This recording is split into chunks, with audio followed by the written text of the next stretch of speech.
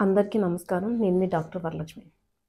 చాలా రోజుల నుంచి ఒక విషయం గురించి షేర్ చేసుకుందాం అనుకుంటున్నాను. కాకపోతే అది చాలా సెన్సిటివ్ ఇష్యూ. అందుకని నేను చాలా సార్లు ఆలోచించాను ఇది షేర్ చేసుకునే ముందు. ఏంటంటే ఒక పేషెంట్ వచ్చారు. 25, 30 ఇయర్స్ మేల్ పేషెంటు. అక్యూట్ ల్యూకేమియాతో డయాగ్నోస్ అయ్యారు. Blood cancer.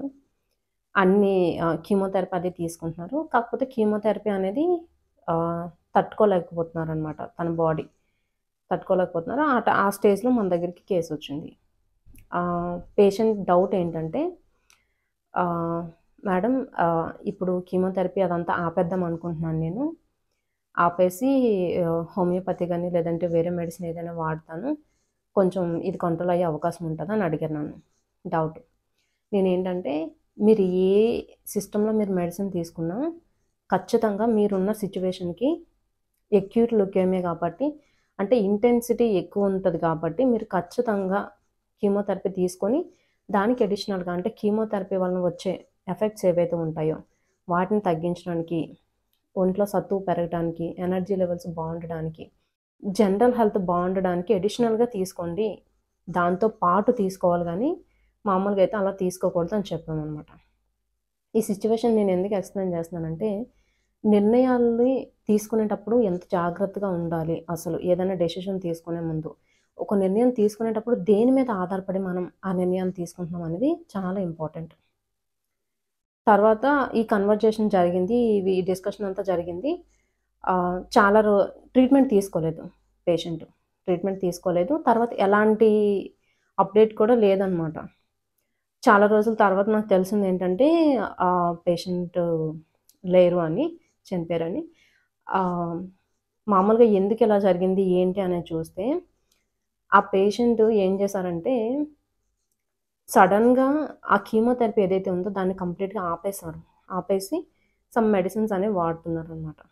సో, ఇదేంటంటే ఇదొక ప్రివెంటబుల్ డెత్. దీన్ని మనం కొంతవరకు నివారించొచ్చు. లేదంటే అట్‌లీస్ట్ పేషెంట్ లైఫ్ స్పాన్ అయినా పెంచొచ్చు. ఎప్పుడైనా మనం మేజర్ నిర్ణయాలు తీసుకునేటప్పుడు హెల్త్‌కి సంబంధించి మనకొక మేజర్ కన్సర్న్ ఉంది. ఇలాంటి పెద్ద కొంచెం హెల్త్ ప్రాబ్లమ్ ఏదైనా ఉంది అనేటప్పుడు ఖచ్చితంగా మీ కన్సర్న్ డాక్టర్ ఎవరైతే ఉన్నారో వాళ్ళ ఒపీనియన్ తీసుకోవాలి. మిమ్మల్ని ఎవరైతే ట్రీట్ చేస్తున్నారో, కీమోథెరపీ ఎవరైతే ఇస్తున్నారో, లేదంటే క్యాన్సర్‌కి పర్టిక్యులర్‌గా ఎవరైతే ట్రీట్ చేస్తున్నారో వాళ్ళ ఒపీనియన్ ఖచ్చితంగా తీసుకోవాలి. వాళ్ళు ఖచ్చితంగా తీసుకొని మెడికల్‌గా మీరు అన్ని విధాలు ఫిట్టు, ఇది డిస్కంటిన్యూ చేయొచ్చు, మెడిసిన్ ఆపొచ్చు, లేదంటే మెడిసిన్ మోతాదుని తగ్గించొచ్చు అన్నప్పుడు మాత్రమే వాళ్ళ మాట ప్రకారమే చేయడం మంచిది. లేదు అంటే సెకండ్ ఒపీనియన్ తీసుకోండి. సెకండ్ ఒపీనియన్ వేరే డాక్టర్. అది కూడా మెడికల్‌గా క్వాలిఫై అయిన వాళ్ళు, లేదంటే మెడికల్ ఫీల్డ్‌లో ఒరిజినల్‌గా ఉన్న వాళ్ళదే తీసుకోండి.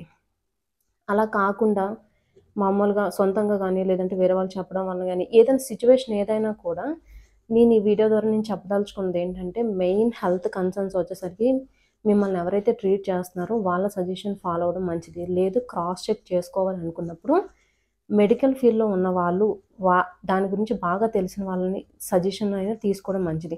అంతేకానీ సడెన్‌గా నిర్ణయాలను తీసుకోకూడదు. ఇదేంటంటే అది ఆ పేషెంట్ లైఫ్‌నే కాదు, వాళ్ళ ఫ్యామిలీని కూడా చాలా ఎఫెక్ట్ చేస్తది. ఇది ప్రతి ఒక్కరు తెలుసుకోవాల్సిన విషయం. ఇవన్నీ బేసిక్ థింగ్స్ అనమాట మనకి మెడికల్‌లో. నిర్ణయం అనేది దేని మీద ఆధారపడి మనం తీసుకుంటున్నాము. మన ఎమోషనల్ అయ్యి అంటే మనకి మనం సొంతంగా ఎమోషనల్ అయ్యి అంటే ఆ టైంలో కొంచెం బాధలో ఉంటారు కాబట్టి ఖచ్చితంగా సొంతంగా నిర్ణయాలు తీసుకోవటం, లేదంటే ఎవరో మామూలు వాళ్ళు ఎవరో చెప్పారు, దాన్ని బట్టి నిర్ణయం తీసుకున్నాము అనేది అంత కరెక్ట్ కాదనమాట. సో, ఒక పేషెంట్ ఎవరైనా అంత చిన్న ఏజ్‌లో అలా అవ్వటం అనేది ఇది కొంతవరకు ప్రివెంట్ చేయగలిగేదే. ఇదంతా కూడా 2 మంత్స్ స్పాన్‌లోనే జరిగింది.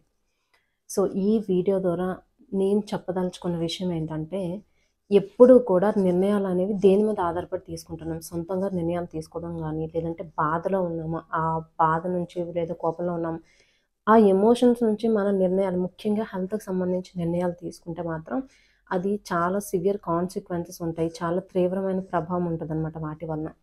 సో, ఇలాంటి నిర్ణయాలు ఏమైనా తీసుకునేటప్పుడు మీకోసం, మీ ఫ్యామిలీ కోసం ఆలోచించండి. 1కి 2 సార్లు దయచేసి చెక్ చేసుకోండి.